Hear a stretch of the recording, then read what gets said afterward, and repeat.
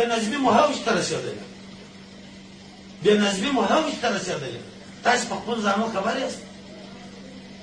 تاسو خپل نظم مطالعه کوئ ویې ګورئ چې موږ نن په ګرده ورځ څه کړي دي د یوې ورځې تاسو مطالعه کوئ ویې ګورئ په هر کس ته خپل ځان معلومېږي چې یاره سړی ډېر بد کار مې کړی د هلکانو پر برابر مې درته وویل چې په لحاظه خدای هلکان بند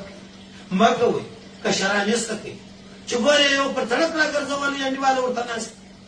بل چې ګورې هغه هدایت نه وای که چیرې په قانون کې تاسو ته معاف وای ما به تاسو ته ورته شل لاسونه وتړه ما بس دې واستول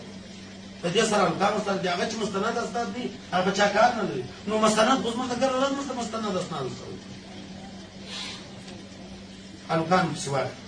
تېره جلسه کې مې هم درته ویلي چې یا هلکان غواړئ یا به ما غواړئ که ما غواړئ هلکان به پسې اخلئ که هلکان غواړئ ما به نه غواړئ بس نور نکل خلاص دی دغه اخري فیصله